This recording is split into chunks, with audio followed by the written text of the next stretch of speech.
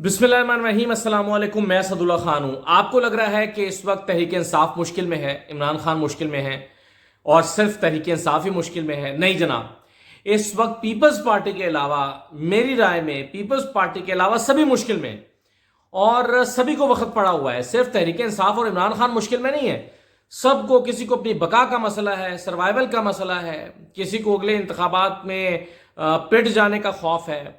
अब देखें काफ लीग के साथ क्या हो रहा है और काफ लीग कर क्या रही है।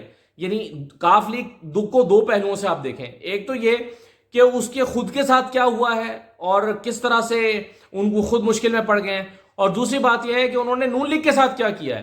तो इन जरा दोनों पहलुओं पर गुफ्तगू करते हैं और दोनों पहलू मैं आपके सामने रखता हूं। देखें, एक तो काफ लीग बड़ी खामोशी और खूबसूरती के साथ इस पूरी जो पिछले एक साल की बैड गवर्नेंस और परफॉर्मेंस है उससे निकलने की कोशिश कर रही है। और ये खेल ऐसा खेल है कि जिसमें सिर्फ एक जमात अपने आप को क्लियर नहीं करती, बल्कि उसको दूसरे को गिराना भी पड़ता है। यानी अगर काफ लीग खुद को क्लियर करने की कोशिश करेगी तो उसके लिए वो सारा मलबा नून लीग के ऊपर डालने की कोशिश कर रही है। मसलन आप देखें, चौधरी सरवर साहब का बड़ा ही दिलचस्प बयान है, बहुत दिलचस्प बयान। जरा ये सुनिए चौधरी सरवर साहब ने क्या कहा है, फिर मैं इसके बाद इस पर गुफ्तगू करता हूं। सुने जरा। मेरी अपनी जाती राय भी ये है कि चूंकि मुस्लिम लीग नून और ये जमातें जो हैं डिलीवर करने में पूरी तरह नाकाम हो गई हैं और मुल्क के जो शदीद इश्यूज हैं, चैलेंजेस हैं, उनको और खासकर मईशत को कंट्रोल करने में नाकाम रही हैं, तो मैं भी जाती तौर पर समझता हूं कि हमें अपनी सियासत जो है, अगला इलेक्शन जो है, अपने तौर पे मैदान में आना चाहिए। लेकिन सर, इस वक्त आप इत्तेहादी हैं सर नहीं, इस वक्त अगले इलेक्शन से पहले, चौधरी साहब एक सेकंड मेरे सवाल का सर, इस वक्त आप इत्तेहादी हैं, दो वुज़रा आपकी कैबिनेट के अंदर हैं, इलेक्शन अगर होने हैं तो 4 महीने में हो जाएंगे अगर आईनी तरीके से हुए। इस वक्त आप अपनी अलहदा सियासत कैसे कर सकते हैं सर? आप तो कैबिनेट छोड़ेंगे, हुकूमत छोड़ेंगे, अपने आप को पोजीशन करेंगे एज एन ऑपोजिशन, फिर उसके खिलाफ सियासत करेंगे, कैसे होगा सर? देखिए, मैं इसी पे अभी इस तरफ भी मैं आता हूं। पहले मैं आपको ये जो साइंस है ये मैं आपको बताना चाहता हूं कि अच्छा, चौधरी सरवर साइंस समझाने की कोशिश कर रहे हैं, बुनियादी सवाल का जवाब नहीं दे रहे। और आप देखें कितनी दिलचस्प बात है। वो कहते हैं कि हुकूमत और उसकी जमातें इस वक्त डिलीवर करने में नाकाम रही हैं, मुआशी कारकर्दगी दिखाने में नाकाम रही हैं, इसलिए मैं समझता हूं कि काफ लीग को अपना अलग इलेक्शन लड़ना चाहिए। खुद हुकूमत में बैठ के वो कह रहे हैं कि परफॉर्म करने में जमातें नाकाम रही हैं, हुकूमत और इसके साथ बाकी जमातें। अच्छा, अब मलबा किसके ऊपर डाल दिया? सारा उठा के नून लीग के ऊपर डाल दिया कि भाई नून लीग नहीं कर सकी, और चूंकि नून लीग परफॉर्म नहीं कर सकी तो हम तो अपना इलेक्शन खुद लड़ेंगे। यानी वजारतों के मजे भी ले लिए, वजारतों में भी बैठ गए, इंजॉय भी कर लिया, प्रोटोकॉल भी लिया और वो सारे खेल भी खेले, और उसके बाद कह रहे हैं कि जी हुकूमत परफॉर्म करने में नाकाम रही है। हुकूमत कौन है? आप खुद हैं। यानी इस कौम को बेवकूफ बनाने के कैसे कैसे तरीके ईजाद हो गए हैं कि आप कितनी खूबसूरती से लोगों को पागल बना सकते हैं इस मुल्क में।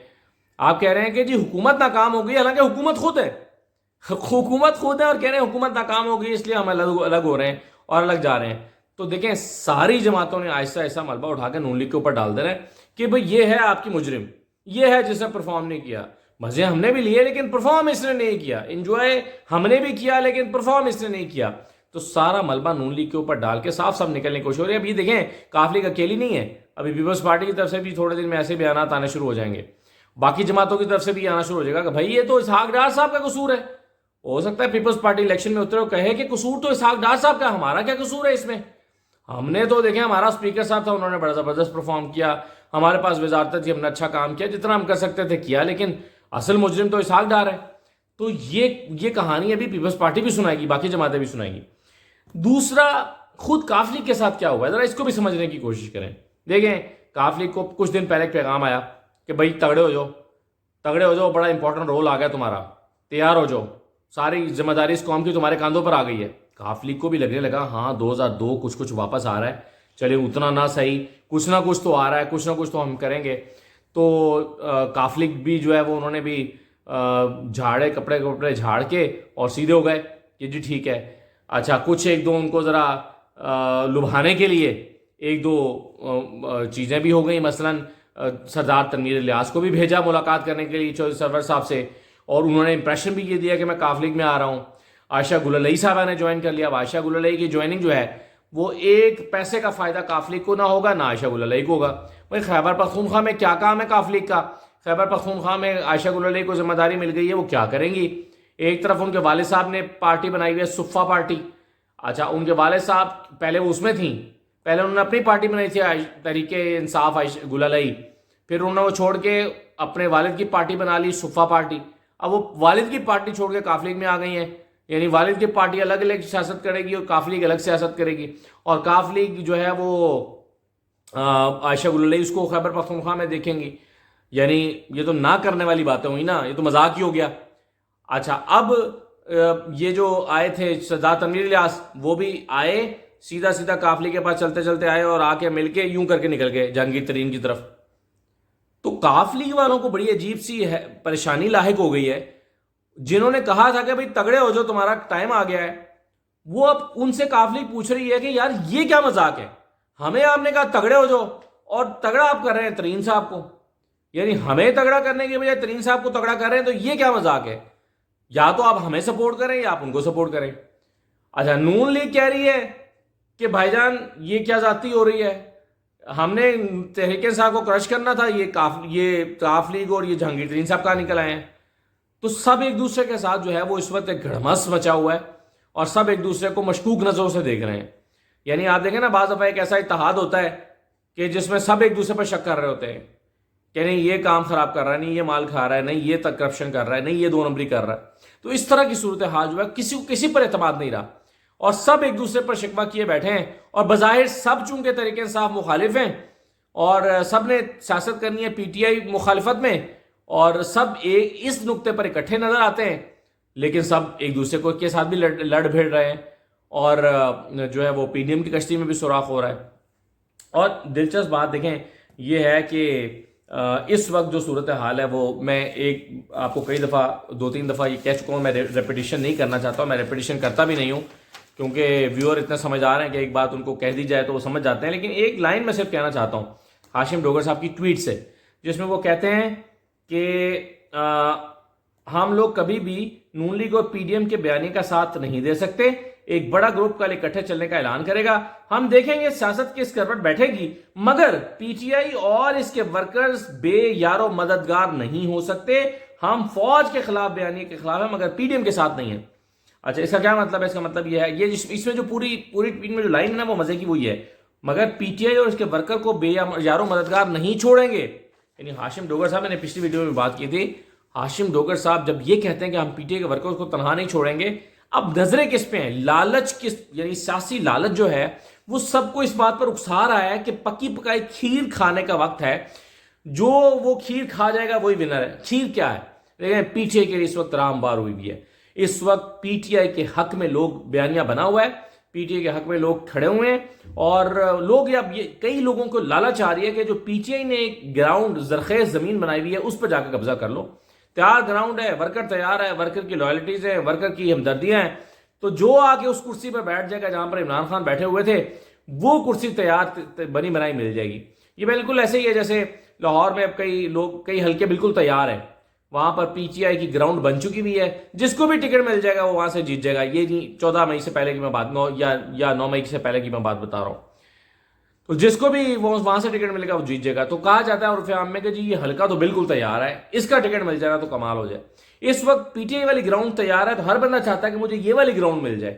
اور میں اب دیکھیں نا, anti P T M sentiment جس کی میں بار بار بات کر رہا ہوں, اس کے لیے فواد چودھری, عمران اسماعیل, یہ لوگ تو اب چلے آپشن سوچ ہی رہے تھے. ہاشم ڈوگر اور مراد راس یہ بھی آپشن سوچ رہے تھے, لیکن اب کاف لیگ بھی آ گئی ہے میدان میں, کہتے ہیں نہیں پی ڈی ایم بری تھی اور حکومت بری تھی, نون لیگ بری تھی, تو آپ جو لوگ ان سے نفرت کرتے ہیں, جو لوگ ان کے مخالف ہیں, وہ آئے ہمیں ووٹ دیں. سبحان اللہ. یعنی اب پی ڈی ایم کو گالی دے کر ووٹ لینا, جیسے انڈیا میں نہیں ہوتا کہ الیکشن جیتنے ہیں تو پاکستان کو گالی دو, اب ایک سٹیٹس بن گیا ہے کہ اگر الیکشن جیتنا ہے تو پی ڈی ایم کو گالی دو, اور اگر الیکشن جیتنا ہے تو نون لیگ کو برا بھلا کہو. یعنی نون لیگ کے ساتھ اس وقت نفرت اتنی زیادہ ہے کہ اگر آپ نے الیکشن جیتنا ہے تو نون لیگ کو گالی دینی پڑے گی. تو اب کاف لیگ بھی یہی کر رہی ہے, کاف لیگ نون لیگ کو گالی دے کر الیکشن جیتنا چاہتی ہے. کہ بھئی یہ برے ہیں, ان سے معیشت کنٹرول نہیں ہوئی, ان سے پرفارم نہیں ہوا, ان سے حالات ٹھیک نہیں ہوئے, تو اس لیے ہم ہیں, آپ ہمیں ووٹ دیں. یہی انہوں نے ابھی کرنے کی کوشش کی ہے چودھری سرور صاحب نے. اور دیکھیں جہانگیر ترین صاحب کی جو بات ہوتی ہے, رضوان غلزائی صاحب بڑے زبردست رپورٹر ہیں اور بڑے باخبر رپورٹر ہیں. انہوں نے خبر کیا دی ہے, وہ کہتے ہیں کہ ذمہ دار ذرائع کے مطابق جہانگیر ترین کا مشن اسلام آباد اور مشن لاہور بری طرح ناکام ہو گیا ہے. پی ٹی آئی چھوڑنے والا کوئی بھی اہم رہنما جہانگیر ترین گروپ میں شامل ہونے کو تیار نہیں ہے. جہانگیر ترین نے جن جن رہنماؤں سے رابطے کیے سب کا تقریباً ایک ہی جواب تھا کہ عمران خان کے بغیر انتخابی سیاست ممکن نہیں, مختصر یہ کہ یہ کمپنی نہیں چلے گی. تو اب وہ جہانگیر ترین صاحب کے کو بھی مشکل کا سامنا ہے. اگرچہ ہم روز خبروں میں تو چل رہے نا, خبروں میں تو نیریٹو بنایا جاتا ہے کہ جی 100 بندوں نے رابطہ کر لیا, جہانگیر ترین صاحب سے آج بھی 50 بندوں نے رابطہ کیا ہے, اپنی وہ طاقت بھی شو کرنے والے ہیں. لیکن اس وقت لوگ بڑی مشکل میں ہیں. لوگ کہہ رہے ہیں کہ جہانگیر ترین صاحب کے ساتھ دینے کا مطلب ہے کہ پٹ جائیں گے. اور یہ میں پہلے ہی کہہ چکا ہوں کہ الیکٹیبلز کے لیے مشکل ترین الیکشن ہوگا, اور الیکشن لڑنے والے اتنے بونگے پاگل نہیں ہیں. ان کو نظر آ رہا ہے کہ اگر جہانگیر ترین کے ساتھ جا کر الیکشن لڑیں گے تو اس دفعہ پٹیں گے. وہ ماحول حالات اور تھے جب جہانگیر ترین صاحب کے ساتھ لڑ کے ہم جیت رہے تھے. یہ حالات اور ماحول ڈائنامکس بالکل مختلف ہیں. اور دیکھیں اس وقت صورتحال کیا ہے. نون لیگ کی میں بات کر رہا تھا, عائشہ غوث پاشا وزیر مملکت برائے خزانہ, اب انہوں نے خود اپنی ہی حکومت کے خلاف چارج شیٹ لگا دیا ہے. ان سے قومی اسمبلی کی جو قائمہ کمیٹی ہے برائے خزانہ, جس کو کیسر شیخ صاحب ہیڈ کرتے ہیں, بجیش طاہر بھی ہیں اس میں, اور کافی سارے اہم رہنما ہیں اس میں ان سے پوچھا گیا کہ عائشہ صاحبہ یہ بتائیں کہ اگر آئی ایم ایف نہیں آتا اور 30 دن کے بعد یعنی 30 جون کو ہمارا پروگرام ایکسپائر ہو جاتا ہے تو بی پلان کیا ہے. عائشہ غوث پاشا نے کہا کہ ہمارے پاس کوئی بی پلان نہیں ہے. یہ اسحاق ڈار صاحب کے خلاف ایک عدم اعتماد ہے, اسحاق ڈار کے خلاف ایک چارج شیٹ ہے, اسحاق ڈار کی پیٹھ میں چھرا گھونپنے کے مترادف ہے. اسحاق ڈار صاحب روز آتے ہیں, کہتے ہیں دیکھو ہم نہیں ہوئے, ڈیفالٹ نہیں کیے, دیکھو ڈیفالٹ کی خبریں دینے والے بے شرم ہیں, دیکھو کہاں ڈیفالٹ کیے ہیں. لیکن کوئی پلان ہی نہیں ہے. عائشہ غوث پاشا کہہ رہی ہیں, وزیر مملکت ہیں, پنجاب کی وزیر خزانہ رہ چکی ہیں. اور موڈیز نے کیا کہا, موڈیز کہتا ہے کہ پاکستان کو default without I M F bailout loans, اگر آئی ایم ایف کے لونز نہیں ملتے تو پاکستان ڈیفالٹ کر جائے گا. اور ہماری حکومت نے یہ فیصلہ کیا ہے کہ ہم آئی ایم ایف کا لون نہیں لیں گے, بلکہ ہم آئی ایم ایف کے بغیر الیکشن بجٹ دیں گے, کیونکہ اگر ہم آئی ایم ایف کے پروگرام میں چلے گئے تو پھر جو بجٹ ہمیں دینا پڑے گا اس میں عوام سے بہت جوتے پڑیں گے. وہ شاید جوتے اب بھی پڑیں گے, لیکن وہ کیا سمجھتے ہیں کہ چلو کچھ نہ کچھ تو جو ہے نا وہ ہم کر لیں گے. اب مجھے یاد ہے, میں ایک دفعہ 2013 کے الیکشن سے کچھ ہفتے پہلے کی بات ہے, 8 اور 13 میں پیپلز پارٹی کی حکومت تھی. میں خورشید شاہ صاحب کے چیمبر میں بیٹھا تھا 2008 کے الیکشن سے تھوڑے ہفتے پہلے کی بات ہے. خورشید شاہ صاحب اس وقت آپ کو پتہ ہے نون لیگ کے پیپلز پارٹی کے بڑے اہم لیڈر ہوا کرتے تھے, اور 13 میں پھر وہ بنے اپوزیشن لیڈر. لیکن اس وقت میں ان سے پوچھتا تھا, میں ان سے کہتا تھا کیسے آپ الیکشن جیتیں گے. وہ مجھے کیلکولیٹ کر کے بتاتے تھے, اتنے لوگ ہم نے نوکریاں دی ہیں, اتنے لوگوں کو ہم نے جو ہے وہ کیا ہے بے نظیر انکم سپورٹ پروگرام میں ایڈجسٹ کیا ہے, اتنے لوگ تو اتنے ووٹ بن گئے. اور اتنے ووٹ جب ہم بن گئے تو دیکھیں اتنے ووٹ اگر ہم ہوں گے تو ہم اتنی سیٹیں جیت سکتے ہیں. تو پنجاب, لیکن الیکشن 2013 میں ہوئے تو پیپلز پارٹی کا پنجاب میں صفایا ہو گیا تھا. تو یہ جو کیلکولیشنیں کر کے بیٹھے ہوئے ہیں نا کہ ہم اتنے ارب روپے کا بجٹ دیں گے, ترقیاتی بجٹ, تو اس سے ہم پنجاب میں اتنی سیٹیں جیت سکتے ہیں. میرا خیال ہے اس وقت یہ گلی اور نالی کا الیکشن نہیں رہا, یہ الیکشن کسی اور بیانیے پہ لڑا جانا ہے. تو نون لیگ جو سوچ کر معیشت کو تباہ کر رہی ہے کہ نہیں چونکہ ہم نے الیکشن لڑنا ہے اس لیے ہم آئی ایم ایف کے پروگرام میں نہیں جا سکتے اور آئی ایم ایف کا بجٹ نہیں دے سکتے, اس لیے ملک جائے بھاڑ میں, معیشت جائے بھاڑ میں, ڈیفالٹ کریں تو کریں, لیکن الیکشن ہم نے جو ہے وہ اپنی مرضی سے بجٹ دے کر لڑنا ہے. تو یہ پی ایم ایل این کی اسٹریٹجی ہے, اور یہ اسٹریٹجی جو ہے اس کے خلاف آواز ایک لگا دی ہے عائشہ غوث پاشا نے, اور اسحاق ڈار کے خلاف ایک چارج شیٹ لگا دی ہے. تو یہ ہے جی صورتحال مجموعی طور پہ. دیکھیں اونٹ کس کروٹ بیٹھتا ہے. اجازت دیجیے, اللہ حافظ.